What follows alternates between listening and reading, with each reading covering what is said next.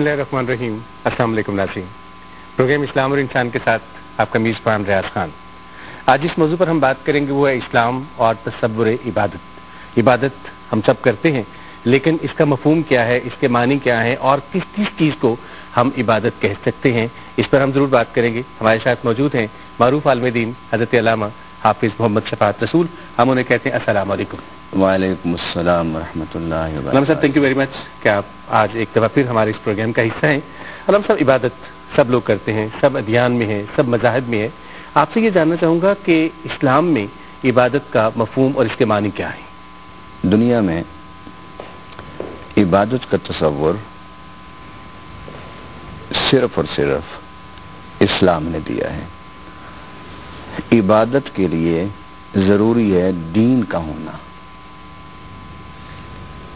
अगर दीन का तसव्वुर नहीं, इबादत मुमकिन ही नहीं। और इस्लाम का ये दावा है कि इस्लाम मज़हब नहीं, दीन है। जहाँ मज़ाहिब होते हैं वहाँ परस्तिश होती है, वर्शिप होती है, इबादत नहीं होती। अगरचे वर्शिप, परस्तिश ये इबादत का एक जुज़ है। मैं इबादत के तसव्वुर और माना की तरफ जाने से पहले जो आपके सवाल के ये दो जुमले बड़े अहम थे, मैंने उनकी वजाहत करना ज़रा ज़रूरी समझा कि इबादत दीन के साथ हो सकती है, मज़हब के साथ नहीं। मज़हब के साथ परस्तिश होती है। अब आइए कि इबादत का जो लफ्ज़ है वो अरबी ज़बान का है, तो इसके हकीकत तक पहुँचने के लिए हमें अरबी लुगात से मदद लेनी होगी।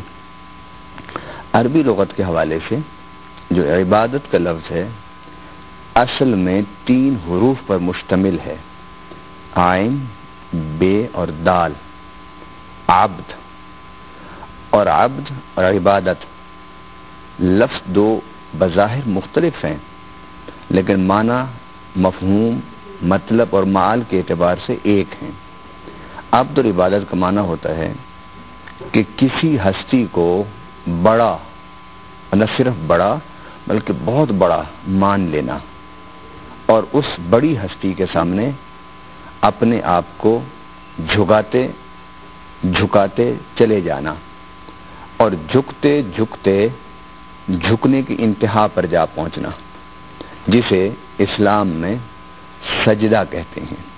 गोया इबादत का माना यह है कि किसी की अज़मत, किसी की शान, किसी की कदर, किसी की मंजिलत अपने दिल और दिमाग में बिठाकर, रासिख करके अपना सब कुछ उसके सपुर्द कर देना, ये इबादत है। अस्सलाम साहब, बड़े खूबसूरत तरीके से आपने हमें वजाहत फरमाई कि इबादत हम कहते किसको हैं। आप ये फरमाइएगा कि कुरान करीम में इबादत का क्या तसव्वुर हमें दिया गया है और किन अल्फाज में हमें बताया गया है कि ये है डेफिनेशन इबादत की। कुरान पाक में अल्लाह रब्बुल आलमीन ने फरमाया, इनिल हुक्मु इल्ला लिल्लाह अमरा अल्ला ताबुदु इल्ला इय्याह। एक आयत ये, और इसकी तरफ जाने से पहले एक और आयत सूरह अल बकरा के 3रे रुकू के आगाज में रब्बुल आलमीन ने फरमाया, या अय्युहन्नासु उबुदू रब्बकुमुल्लज़ी खलक़कुम। ऐ इंसानों, इबादत करो उस रब की जिसने तुम्हें पैदा किया। और दूसरा रब्बुल आलमीन ने इरशाद फरमाया, वमा खलक़तुल जिन्ना वल इंसा इल्ला लियअबुदून, कि हमने जिन्नो इंस की तख्लीक ही इबादत की खातिर की है।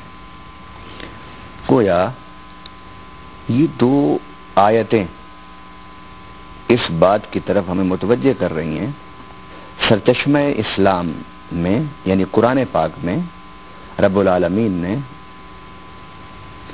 वही के मकासद को बयान करते हुए बड़े मकसद के तौर पर जिस चीज़ को बयान किया वो इबादत है।